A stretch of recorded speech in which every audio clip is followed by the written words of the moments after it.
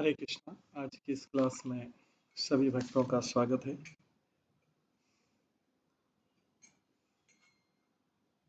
हम कीर्तन से स्टार्ट करेंगे। जय राधा माधव कुंज बिहारी,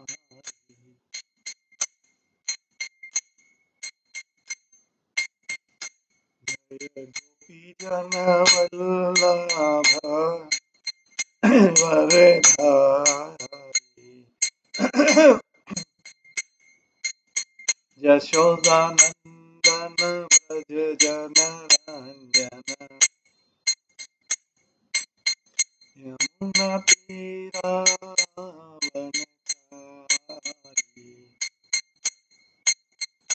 जय राधा माधव कुंज बिहारी।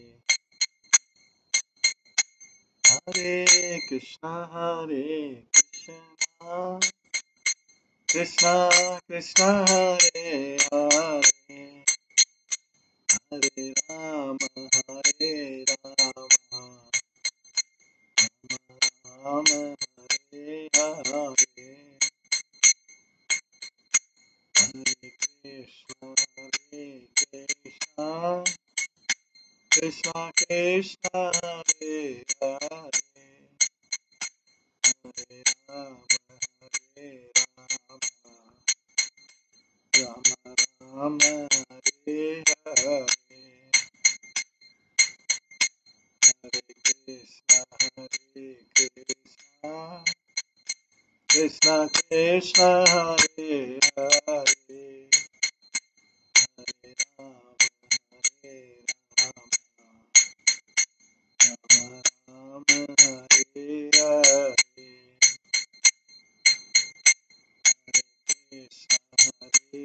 कृष्णा कृष्णा कृष्णा हरे हरे, हरे राम राम हरे हरे, हरे कृष्णा कृष्णा कृष्णा हरे हरे, हरे राम राम हरे हरे, हरे कृष्णा कृष्णा कृष्णा हरे हरे, हरे राम राम राम हरे हरे, हरे कृष्णा कृष्णा कृष्णा हरे हरे, हरे राम राम राम हरे हरे, हरे कृष्णा कृष्णा कृष्णा हरे हरे, हरे राम राम राम हरे हरे, हरे कृष्णा कृष्णा कृष्णा हरे हरे, हरे राम राम हरे हरे, जय राधा गोविंद राधा गोविंद राधे,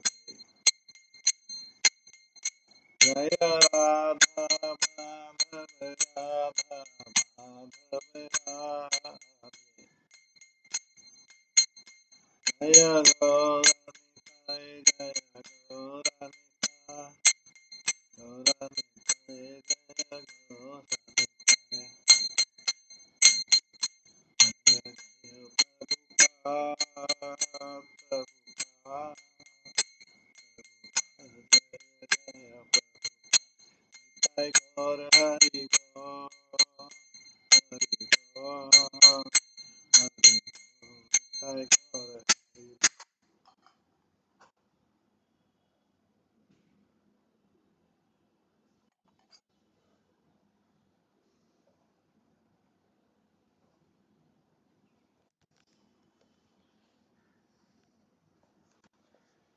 हरे कृष्णा। आज की इस क्लास में सभी भक्तों का स्वागत है।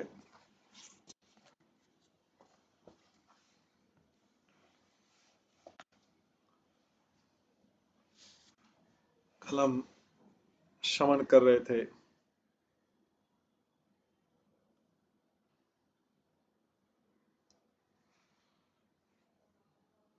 श्लोक नंबर 295 296 श्री पद्यावली के, जो रूप गोस्वामी द्वारा रचित है।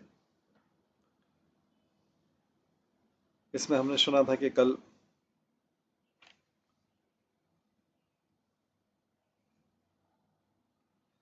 गोपियां तुलसी से भी बोलती हैं, तुलसी तुम आनंद पूर्वक विलास कर रही हो। और फिर मल्लिका फ्लावर को बोलते हैं, मल्ली तुम दर्शनानंद में फूली जा रही है। स्थल कमलिनी बोलती, तुम भ्रंगों से संयुक्त आंगी होकर सुशोभित हो रही। सखियों, हम तो श्री कृष्ण के विरह में भारी दुखित हैं, अतः शीघ्र ही हमारे प्रति कहिए कि वह कपट का मूल नंदलाल कौन सी गोवर्धन की गुफा में छुप कर बैठा है। ये गोपियों अपनी भाषा में कृष्ण से कृष्ण को ढूंढे। उसी समय श्री कृष्ण गोपी का वेश बनाकर गोपियों से बोलते, अरे सखियों, वो हमारे प्यारे माधव कहीं देखे हैं क्या? वो किसी अंतरंग वज्रज को लेकर गए, हम तो सब ठगी हो गई। यदि अब उनको ढूंढना है उन माधव को, तो मैं एक युक्ति बताती हूँ, उसे प्रकार करो। दो दो जने करके दो दो जने करके उनको ढूंढने जाओ। ऐसा कर सहसा वो माधव जो कृष्ण थे, जो सखी बन के आए थे, उन्होंने राधा को अपने कर कमल में ग्रहण करके निकुंज कुहर में पधारे। वे ऐसा श्री कृष्ण तुम्हारी रक्षा करें, ऐसे श्री कृष्ण रक्षा करें। तो आज हम फिर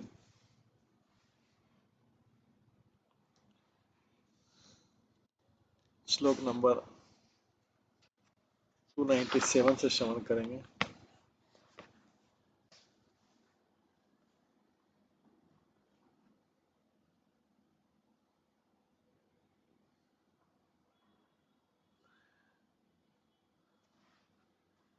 अधोषादोषादवा त्यजति विपिने तां यदि भवान् अभद्रं भद्रं वा वृश्चिकुले पतेतुं वदतु कः। इदं तु क्रूतम् इदं तु क्रूरं मे स्मरति हृदयाम्यत किलातया तदर्थं कान्तेर् कुलतिलक नात्मापि गणितया।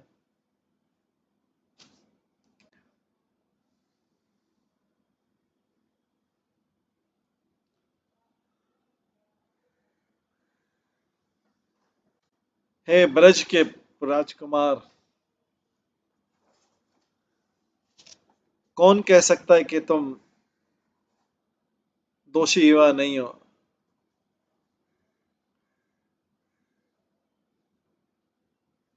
कौन कहता है कि तुम दोषी हो या नहीं हो इस गोप कन्या को त्यागने के लिए? कौन कहता है कि आपकी एक्शंस शुभ हैं या अशुभ हैं? फिर भी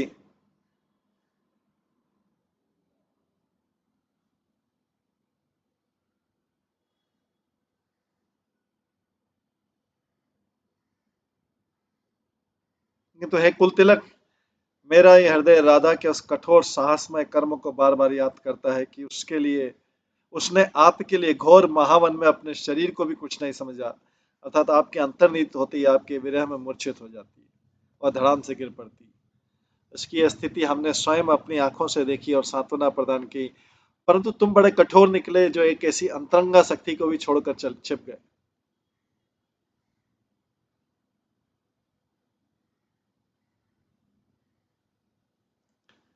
तो इसमें आता है कि एक अन्य गोपी की शिक्षा के लिए जब राधा जी को भी अहंकार का पाठ खेलना पड़ा, अन्य गोपियों की शिक्षा देने के लिए भी जब राधा जी को भी अहंकार का पाठ खेलना पड़ा, तब कृष्ण उनको भी छोड़कर रासलीला में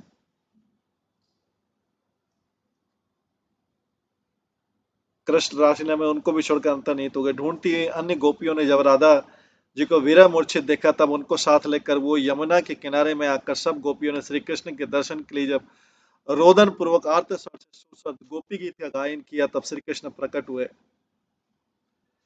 तब राधा की सखी उनसे बोली, है ब्रजपते, आपने दोष से चाहे अदोष से उस हमारी प्राण प्यारी सखी को भी त्याग दिया।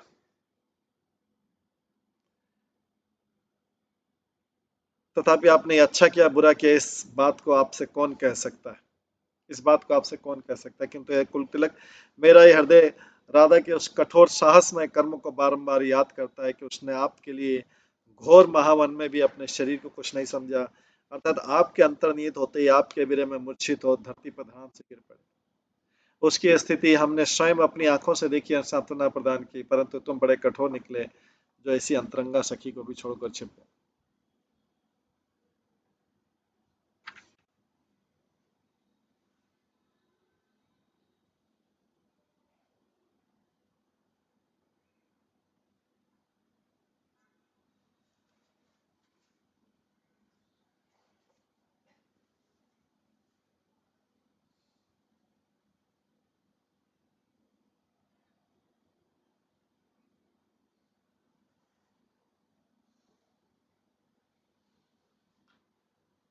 आगे श्लोक नंबर 298, लक्ष्मी मध्य गतेन रासवले विस्तारयन्नात्मना कस्तूरी सुरभि विलास मुरली विन्यस्त वक्तेन्द्रुना क्रीडाताण्डवो मण्डलेन परितो दृष्टेन तुष्य दृश्या त्वं शङ्को सङ्कुल्पदापायाद् विहारि हरि।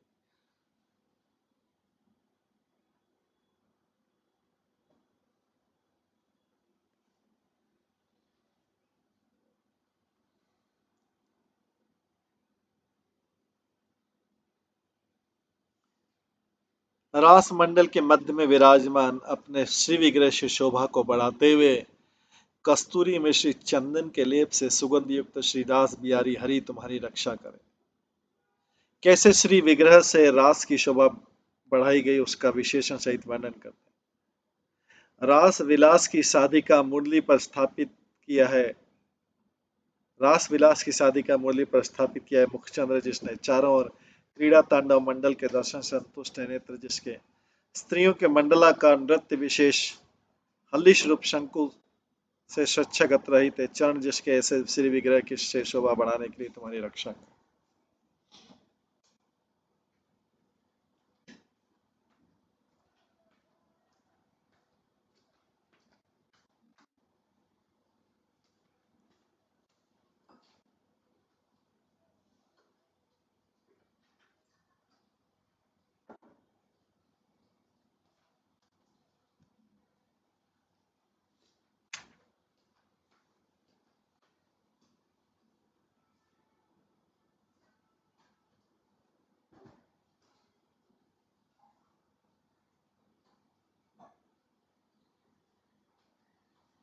तो भगवान इस प्रकार से रास लीला में जब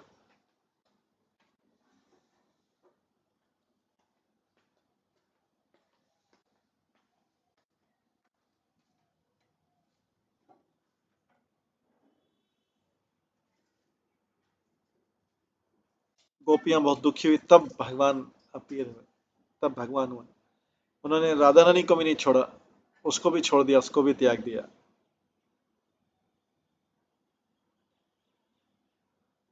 सखियां बोलती हैं, हे बृहस्पति, आपने चाहे दोष से चाहे अदोष से हमारी उस प्राण पर सखी को भी त्याग दिया। हम नहीं जानते कि आपने अच्छा किया बुरा किया, इस बात को आपसे कौन कह सकता है।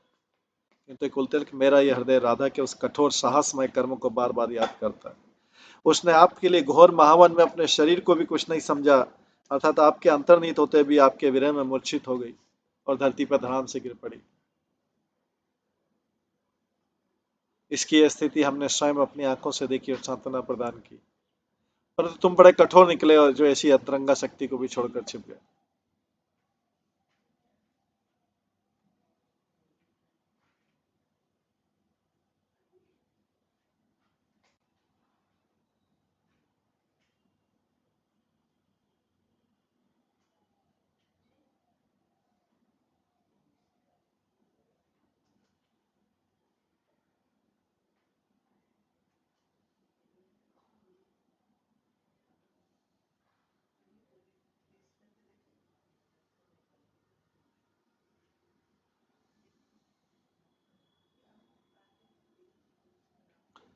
रास विलास, इसके बाद भगवान जो है रास मंडल के मध्य में विराजमान अपने श्री विग्रह से शोभा को बढ़ाते हुए कस्तूरी मिश्रित चंदन के लेप से सुगंध युक्त श्री रास हरि हरि तुम्हारी रक्षा करें। कैसे श्री विग्रह से रास की शोभा बढ़ेगी उसका विशेष वर्णन किया। रास विलास की शादी का मुरली पर स्थापित किया मुख चंद्र जिसने चारों ओर क्रीड़ा तांडव मंडल के दर्शन संतुष्ट नेत्र, जिसके स्त्रियों के मंडला का नृत्य विशेष शंकु से स्वेच्छागत रहित चरण, जिसके ऐसे श्री विग्रह से शोभा बढ़ाने वाली तुम्हारी रक्षा।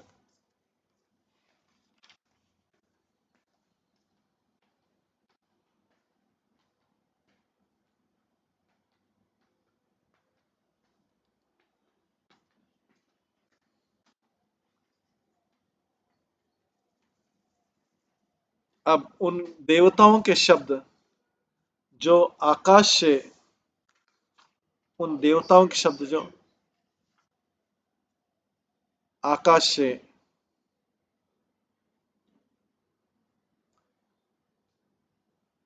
एरोप्लेन्स को देख रहे हैं। तप्तं तपोभिरन्ये फलितं तद्गोपबालानाम् आसां यत् कुचकुंभे नीलनिचोलयति ब्रह्म। रासलीला के नृत्य विशेष को देखकर विस्मित तो देवगण बोले, मुक्त मुनि श्री शुनकादिक के भी ढूंढने लायक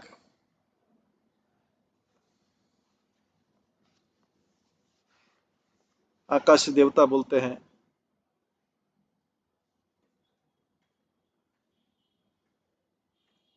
कि मुक्त मुनि श्री शुकादिक के भी ढूंढने लायक किसी अनिर्वचनीय फल को श्री देव की रूप लता फलती है। देवती ने अपने गर्भ में उस फल को धारण किया जिसकी प्रार्थना बड़े बड़े शुक आदि देवता भी करते हैं। देवकी ने उस फल को धारण किया और यशोदा ने उस फल की रक्षा की और गोपियां उन फल को टेस्ट कर रही अपने हृदय की तुष्टि तक। वो फल कौन है? श्री कृष्ण। तो देवकी ने, देवता लोग ये प्रशंसा करते कि देवकी ने उस फल को धारण किया जिस फल की आकांक्षा बड़े बड़े सुखदेव शुक आदि ऋषि भी करते हैं। यशोदा ने उस फल को रक्षा की फला और गोपियां उस फल को आस्वादन कर रही हैं अपने हृदय की संतुष्टि।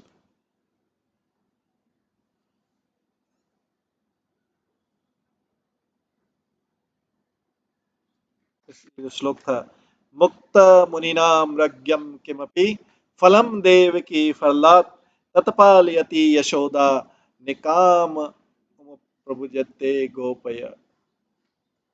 ये बहुत सुंदर तरीके से किया कि यश देवकी ने उस फल को धारण किया, मतलब देवकी ने कृष्ण को अपने गर्भ में धारण किया, यशोदा ने उसकी रक्षा की और गोपियां भी उसका स्वाद ले रही है अपनी हृदय की संतुष्टि तक, पूरी हृदय को संतुष्ट करने के लिए उस फल का स्वाद ले रही। वो फल है भगवान श्री कृष्ण। इसके बाद आगे बोलते हैं, तप्तं तपोभिर अन्यः फलितं तद गोप बालनम आसं यत कुछ कुंभे नीला नीचो नीला नीचो लयति ब्रह्म।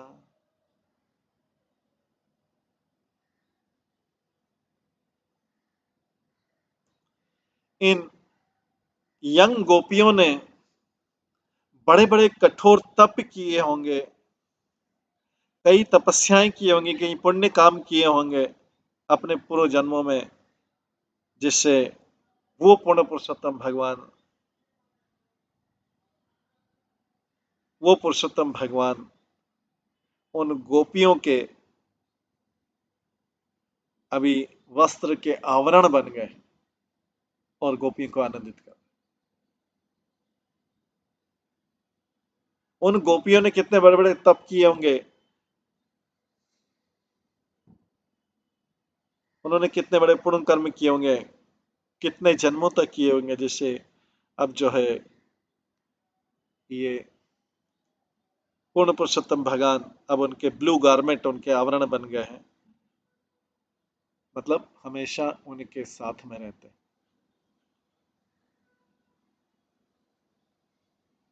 चाहे वो अप्रकट रूप में हो, प्रकट रूप में। अप्रकट रूप में भी जब भगवान नहीं थे तो भी गोपियां उनको हृदय में धारण करती थी, प्रकट रूप में तो धारण करती थी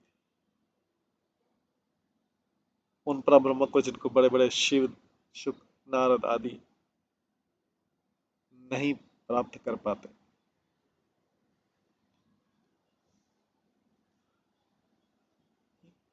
तो ये सब देवताओं की वाणी है, देवता बोल रहे हैं, प्रशंसा कर रहे हैं। अब भगवान की जल क्रीड़ा, जल केली।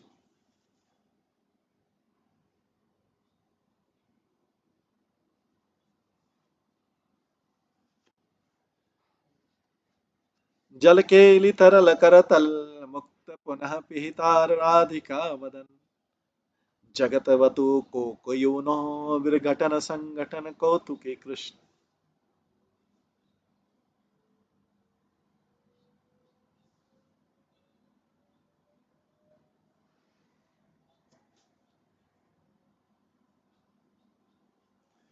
जैसे कि युवा चक्रवाक, कपल चक्रवाक पक्षी होता है, जैसे चक्रवाक पक्षी जो है, जैसे युवा चक्रवाक पक्षी पहले अलग होते हैं फिर मिलते हैं,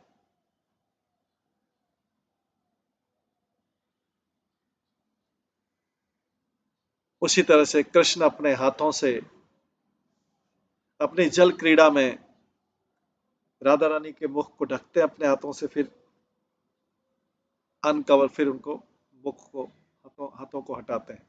इस प्रकार से भगवान की जल क्रीड़ा है। ऐसे भगवान कृष्ण जो है सारे जगत को रक्षा करें, ऐसे भगवान जो इस प्रकार की लीला कर रहे हैं, ऐसे भगवान सारे जगत को रक्षा करें। अब जो है अगली बात है राधा रानी की सखी और चंद्रावली की सखी आपस में एक दूसरे से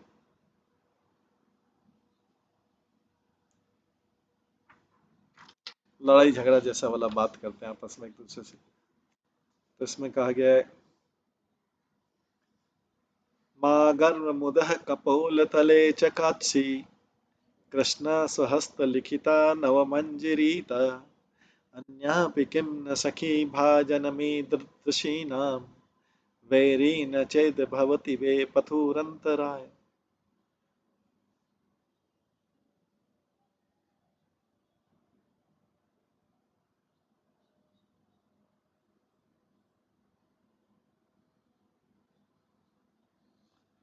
तो इस प्रकार से राधा रानी की सखी और चंद्रावली जो एक दूसरे के कॉम्पिटिटर है इस लीला में, एक दूसरे से, एक दूसरे के कंपटीशन में प्रतिस्पर्धा करते हैं एक दूसरे, दोनों राधा और कृष्ण, राधा और चंद्रावली कृष्ण के प्रति। तो इसमें कहते हैं,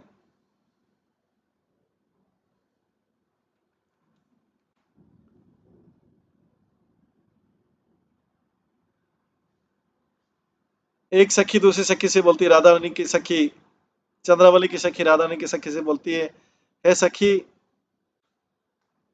बहुत बड़े पफडम मत हो, बहुत ज्यादा गर्व मत कर कि कृष्ण ने अपने हाथों से तुम्हारा श्रृंगार किया, इसके लिए पफडम मत हो, बहुत अभिमान मत करो।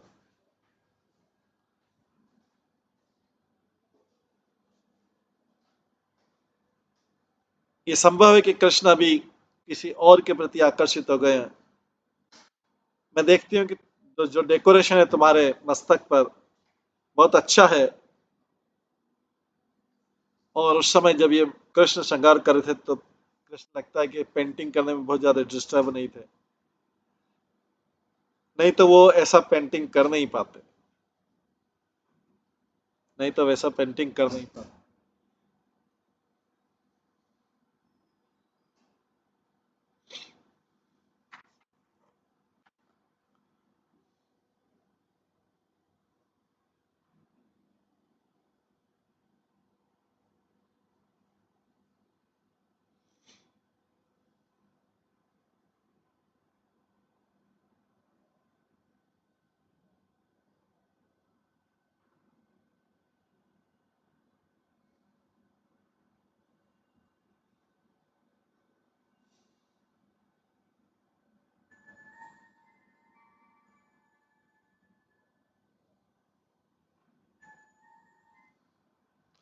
हे सखी, बहुत ज्यादा अभिमान मत करो, क्योंकि कृष्ण, अगर कृष्ण ने तुम्हारे मस्तक को, मुखमंडल को अगर श्रृंगार कर दिया है अपने हाथों से,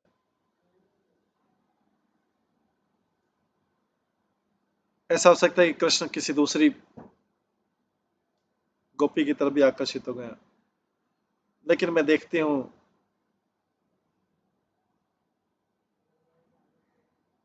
कि कृष्ण ने तुम्हारे मुख पर बहुत अच्छा श्रृंगार किया है, और ऐसा लगता है कि कृष्ण बहुत ज्यादा डिस्टर्ब नहीं थे इसको पेंटिंग करने के लिए।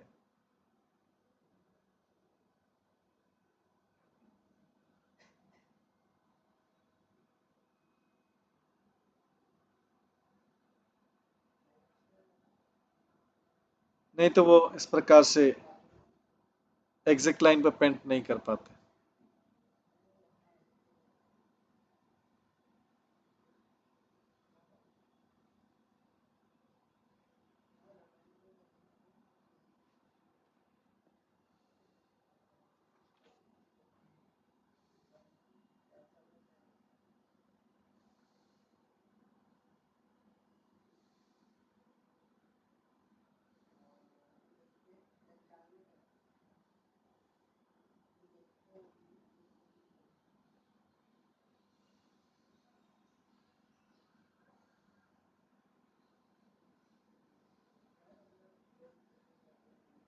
आगे है,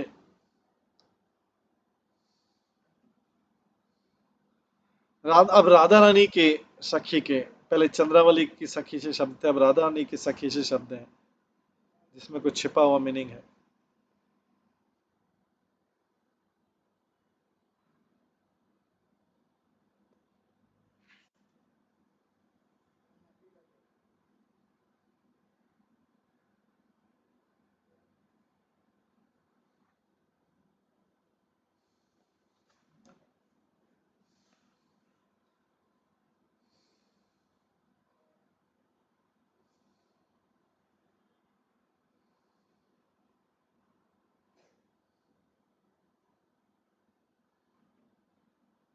वो कहती है,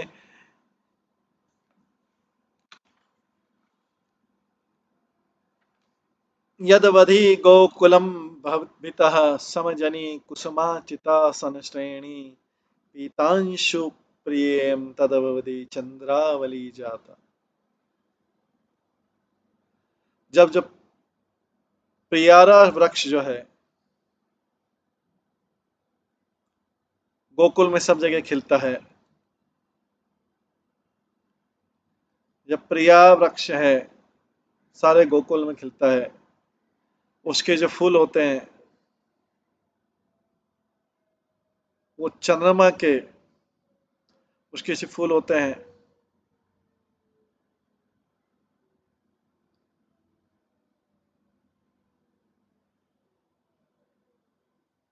उसके जो फूल होते हैं वो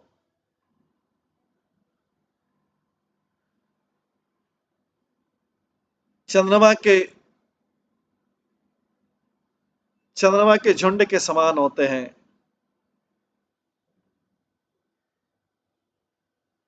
और जो कि पीतांबर वस्त्रों में लगे हुए हैं।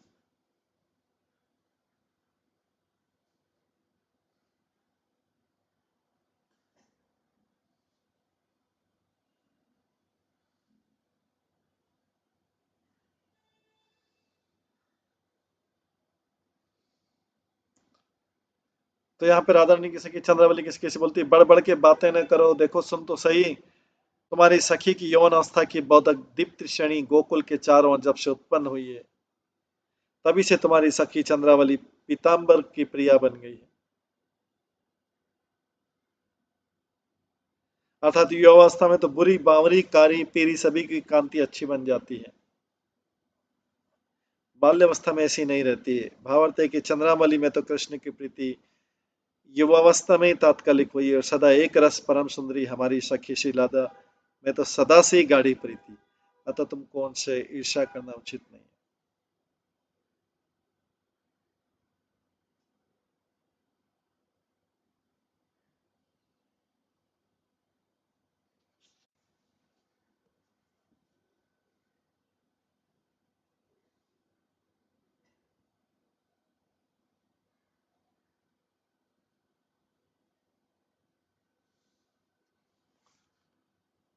उसके बाद जो है गोपी सखी के शब्द जो श्रीमती राधा रानी को, गांधर्वा प्रति सखी वाक्यम।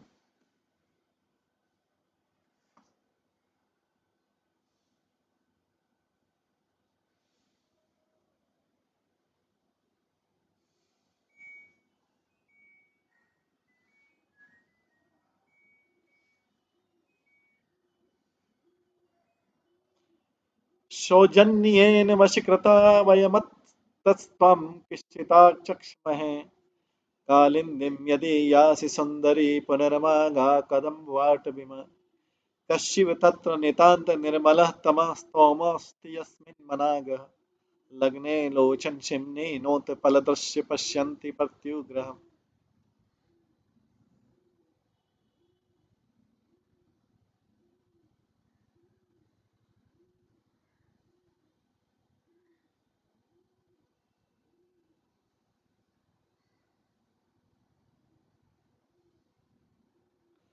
हे सुंदरी सखी राधे,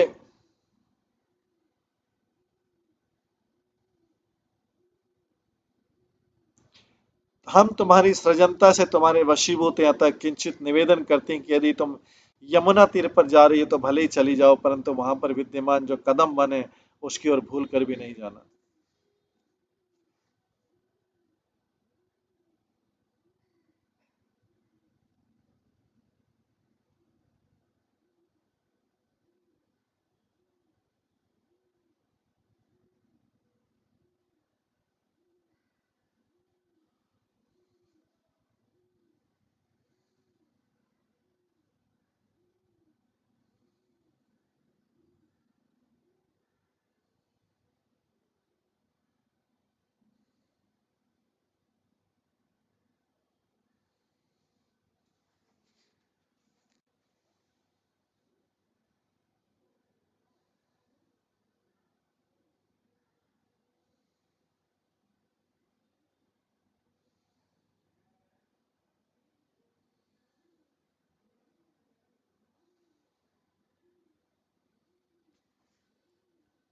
तो इसमें बताते हैं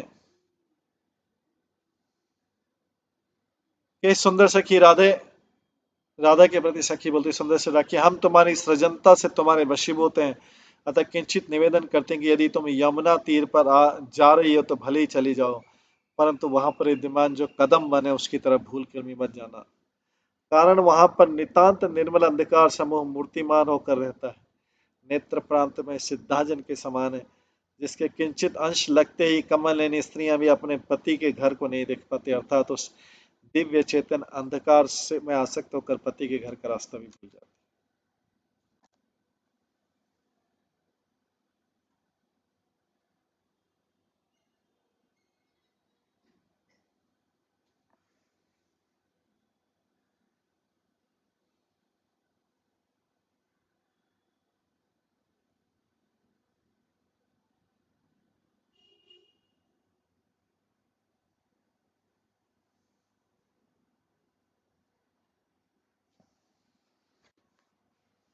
इस प्रकार से जो है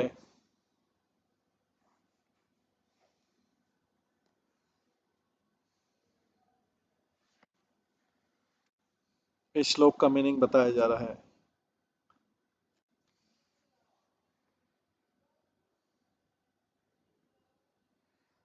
सखी राधा से बोलते सुंदर सखी राधे, हम तुम्हारी सृजनता से तुम्हारे वशीभूत हैं, तुम्हारी मित्रता से, इसलिए हम आपको कहते हैं और सुंदरी राधे, अगर आप फिर से यमुना के किनारे जाएंगे तो कदम वृक्ष के पास मत जाना, क्योंकि वहां पे एक बहुत बड़ा अंधकार का समूह है, और जब उसमें अंधेरा, थोड़ा भी अंधेरा आता है,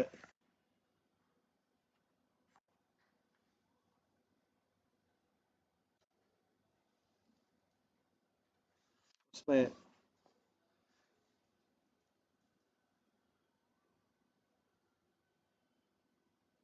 थोड़ा भी अंधेरा आता है तो कमल स्त्रियां भी अपने पति के घर को नहीं देख पाती, अर्थात उस दिव्य चेतन अंधकार में आसक्त होकर अपने पति के घर का रास्ता भी भूल जाती।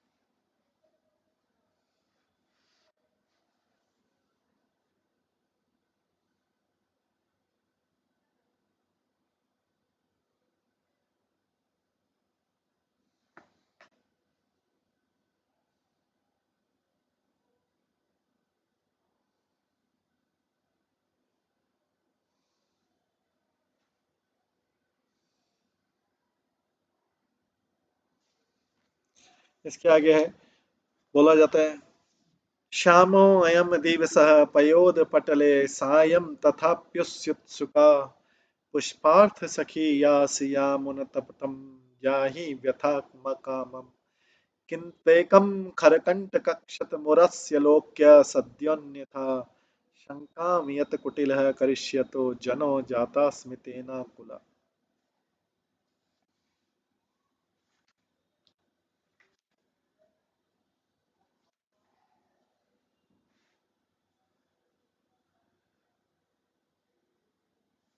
उसके बाद जो है,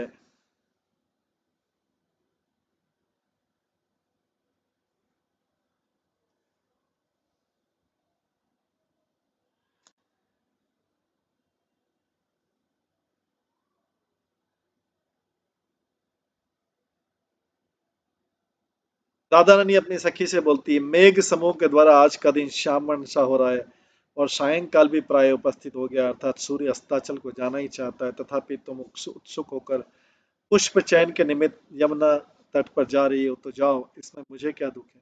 किंतु अंधकार में भूल से तुम्हारे वक्षस्थल में लगे हुए एक भी कांटे के चिन्ह को देखकर कुटिल जन शीघ्र ही अन्यथा शंका कर बैठेंगे, इससे तुम्हें व्याकुल हो रही।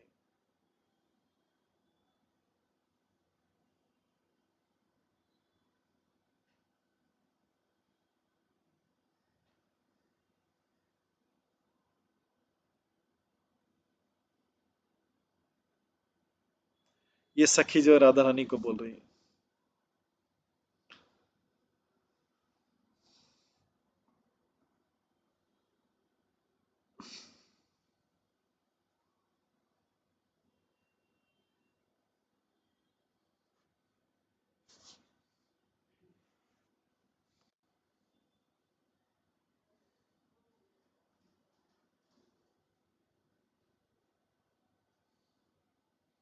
आगे बोलते हैं 306 में, गंतव्या ते मनसि यमुना वर्तते चेत्तदानो कुंजम मामा सहजर सरले बांजुल मदचोभी गच्छेत स्थाप्ययदीवा मां मुरादेरुदारे कुत्रापेका रहसि मुरली नादमा कर्ण ये था।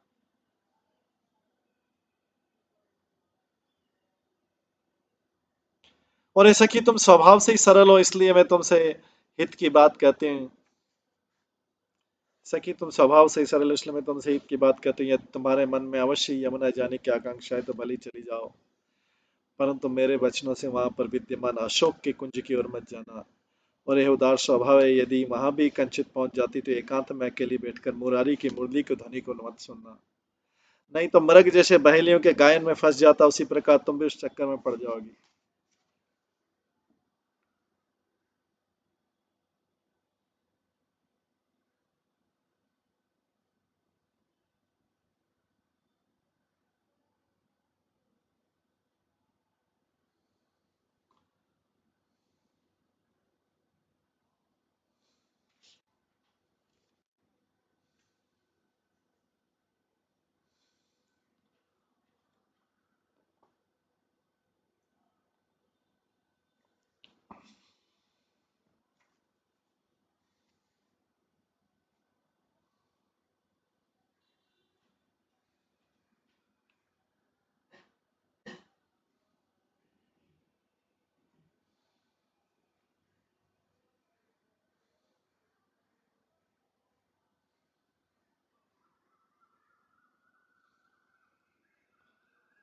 आगे बोलते हैं 308 नंबर श्लोक में, पृष्ठेन निपम्बलभ्य कलिन्दजाया कूले विलास मुरलिं क्वणन् मुकुन्द प्राक् पूर्णात् कलशंभसि लोलयन्त्या वक्त्रविहर्यति गोपकुलांगनाय।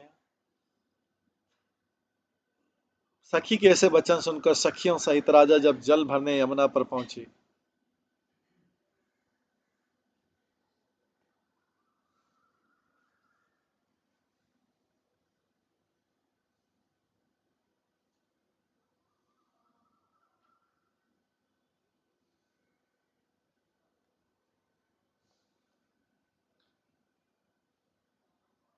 सखी के ऐसे वचन सुनकर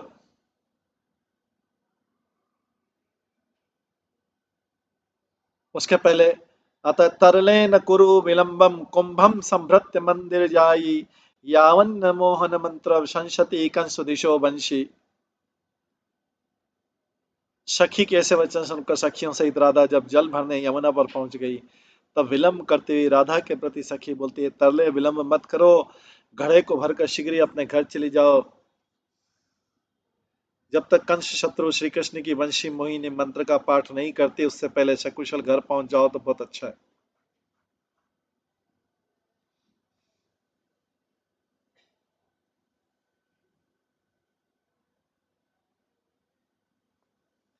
पृष्ठेन निपम वल्लभ कलिंद जाया कूले विलास मुरलिम क्वणन मुकुंद प्राक पूर्णात कलसंभसी लीलायन्त्यात् वक्त्रम विवर्तयति गोप कुलांगम।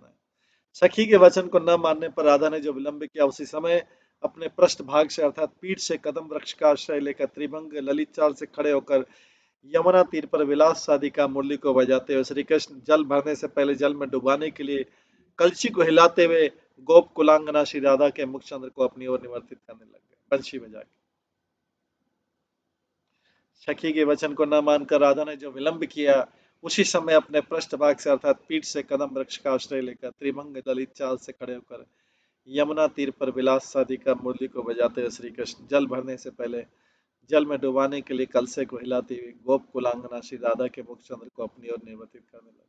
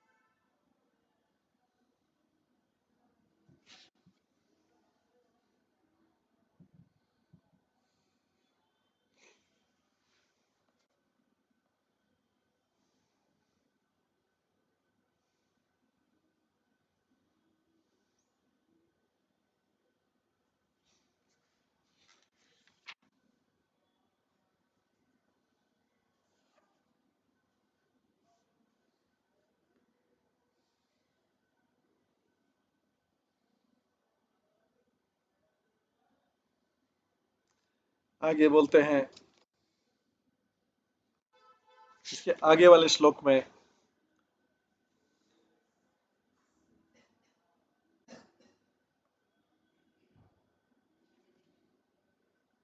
सख्यो ययुर्गमहम कलसी वहंती पूर्णामति व महति अनुलंबितास्मि एकाकिनीं स्पर्शिमां यदि नंद सूनो मुक्ष्यामि जीवनमिदं सहसा पुरस्ते।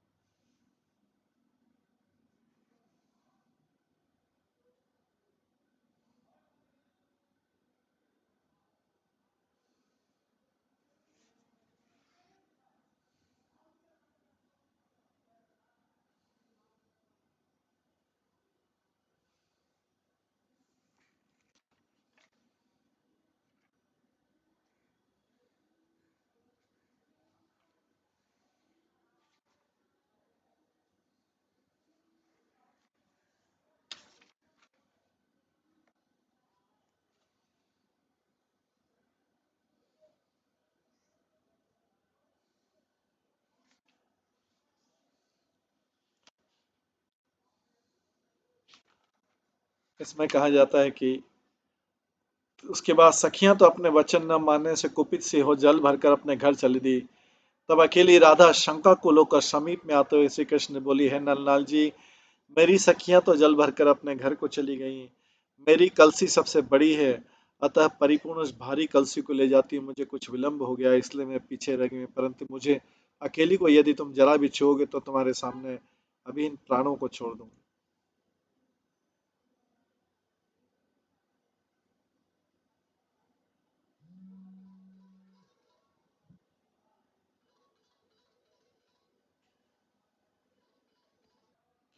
इस प्रकार सखियां अपने वचन न मानने से कुपित हो जल भरकर अपने घर चल दी, और तब अकेली राधा शंका को लेकर विचार समीप आते कृष्ण से बोली, नंदलाल जी, मेरी सखियां तो जल भरकर अपने घरों पर चली गई, मेरी कलसी सबसे बड़ी है, अतः परिपूर्ण उस भारी कलसी को ले जाती है, मुझे कुछ विलंब हो गया इसलिए मैं पीछे रह गई हूँ, परंतु मुझे अकेली को यदि तुम जरा भी छूओगे तो मैं तुम्हारे सामने अभी इन प्राणों को छोड़ दूंगी। इस प्रकार से राधा रानी वचन करे। आगे श्लोक नंबर 310 में, वलगन्तया वनमालया तव रतवक्षो जयोश्वनन्दन गण्डस्थमकरीघटा च मकरान्दोलेन विध्वंसिता क्लान्ता स्वेरतरङ्गकेलिभिरियं तन्वी च धूते तनु सत्यं जल्पसि भानुजामभिरसे मग्नाद हर्षादभु।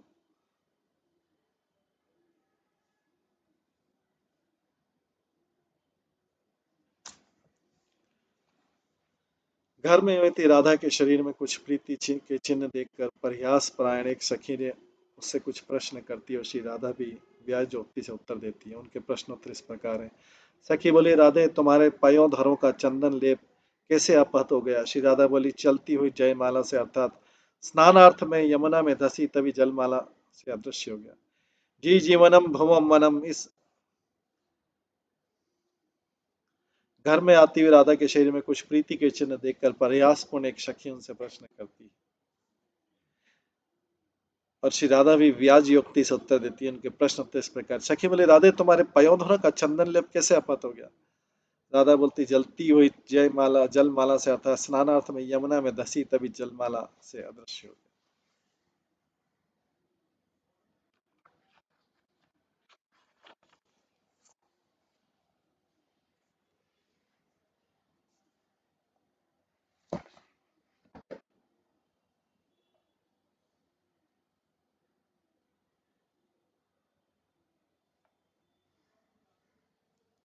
क्योंकि जो है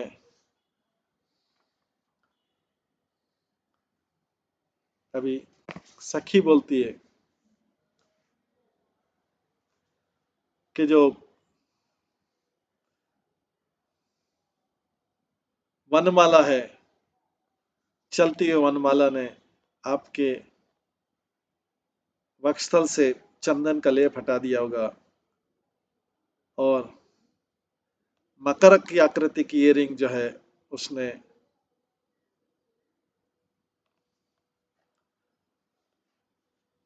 आपके चिक पे जो मकर की आकृति थी उसके पिक्चर को हटा दिया होगा। तब राधा रानी बोलती है, अरे,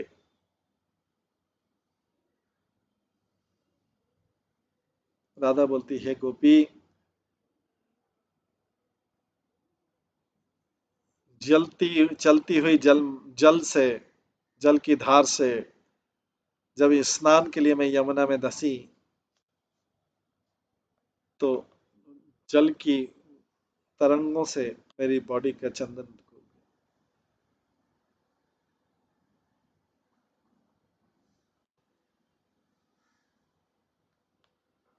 इसके बाद जो है राधा बोलती, मैंने यमुना जी में जब मुख डुबाया तो तभी छोटी छोटी मछलियों ने आंदोलन कर दिया, जिससे सारी मेरे गालों पे जो मकर की रचना समाप्त होगी। सखी बोली, वंश के, वास्तव में बात छिपाने के लिए तुमने युक्तियां तो खूब खूब भिड़ाई, परंतु ये बताओ, ये तुम्हारा ये स्वाभाविक क्रश शरीर क्यों क्लांत सा दिख रहा है? राधा बोली, स्वेच्छापूर्वक यमुना की तरंगों में तैरती रही, अतः तुझे थकी मांदी से दिख रही हो। सखी बोली, हाँ सखी राधे, तुम बिल्कुल सत्य कहते हुए, मैं भी जानती हूँ कि आज तुमने यमुना के जल में खूब गोते लगाए।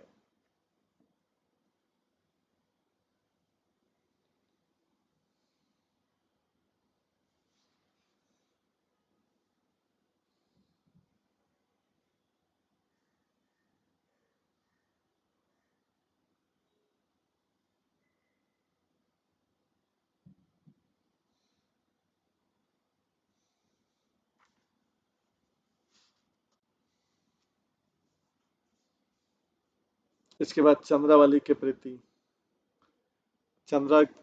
प्रति गोपियों के वाक्य उसको श्रवण करते हैं।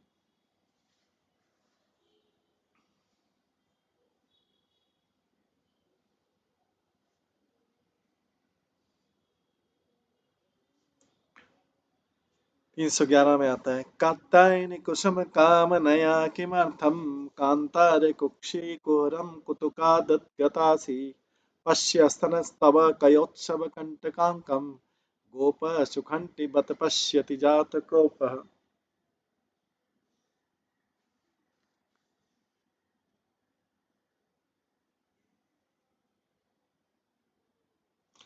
पुष्प चयन करते घर को लौटती चंद्रावली के प्रति उसकी सखी बोली।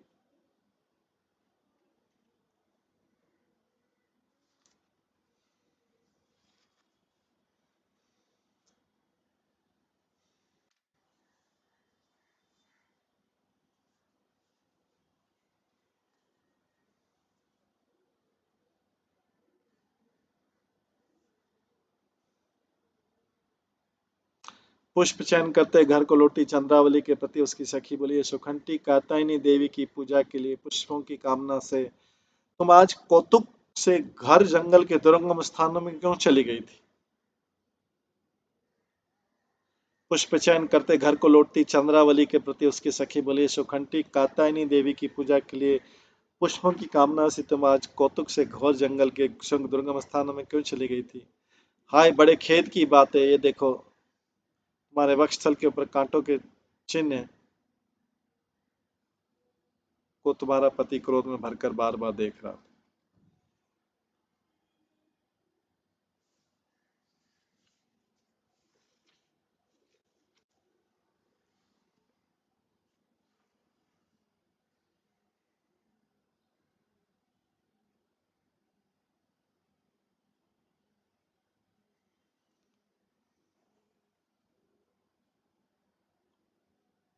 अब जो है गोपी सखी के शब्द और चंद्रावली के पति को है।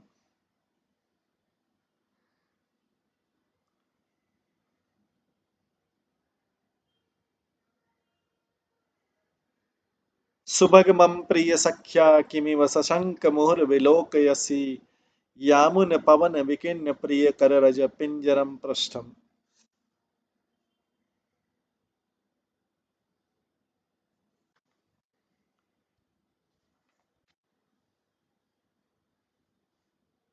इसमें क्या क्या है, सौभाग्यशालीन तुम मेरी प्यारी सखी अपने चंद्रावली के प्रति पति के प्रति सखी वाक्य सखी चंद्रावती के पति को बोल रही, सौभाग्यशालीन तुम मेरी प्यारी सखी चंद्रावली की पीठ को बार बार क्यों देख रहे हो। शंका पूर्वक, इसकी पीठ तो यमुना के तीर संबंधी वायु से फेंकी हुई वायु से पीली पड़ती जा रही है, अर्थात केवल तुम्हारे ही अनुराग करने वाले इस सती शादी में अन्य आशंका करना उचित नहीं।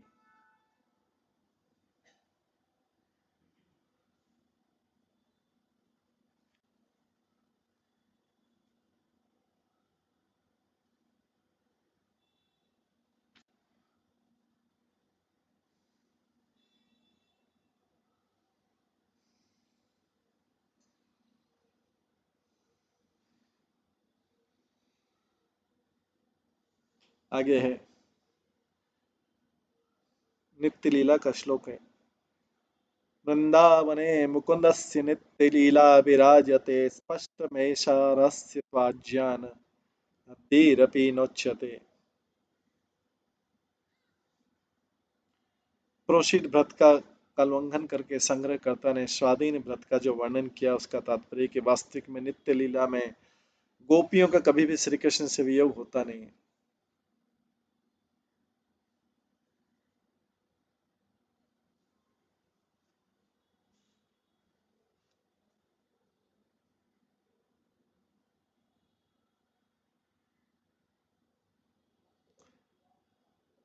क्या तात्पर्य कि वास्तव में नित्य लीला में गोपियों को कभी श्री कृष्ण वियोग होता नहीं है, और प्रकट लीला में जो विरह आभास होता है उसका उद्धव जी ने समाधान कर दिया है। अतः नित्य लीला का दिग्दर्शन करते हैं भगवान मुकुंद की श्री वृंदावन में नित्य लीला विराजमान रहती है, किंतु इस नित्य लीला के रहस्य को जो भली प्रकार जानते हैं शुक आदि भी अतः अति गोपनीय होने के कारण स्पष्ट रूप से उसका प्रतिपादन नहीं करते हैं, इंगित मात्र करते रह जाते हैं। अधिकारी भक्त उसको समझ पाते हैं।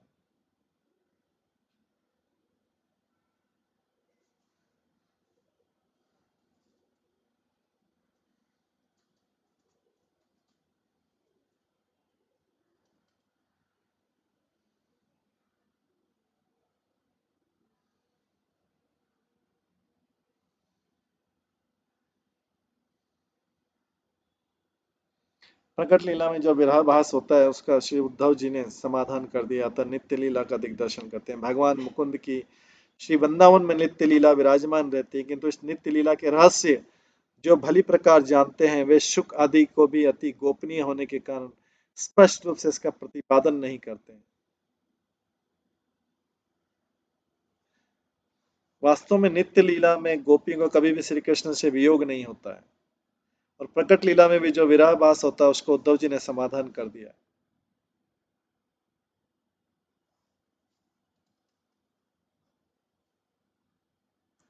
अतः नित्य लीला का निर्देशन करते हैं। भगवान मुकुंद की श्री वृंदावन में नित्य लीला विराजमान रहती है, किंतु इस नित्य लीला के रहस्य को जो भली प्रकार जानते हैं वे शुक आदि भी अति गोपनीय होने के कारण स्पष्ट रूप से इसका प्रतिपादन नहीं करते हैं, इंगित मात्र कर रह जाते हैं। अधिकारी भक्त उसको समझ लेते हैं। इस प्रकार से ये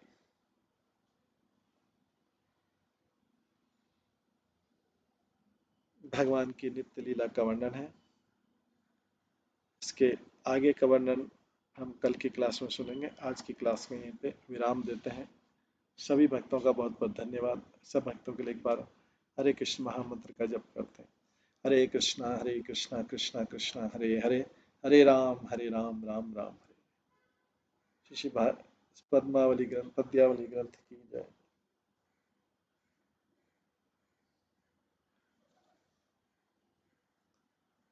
श्री पद्यावली ग्रंथ की जय।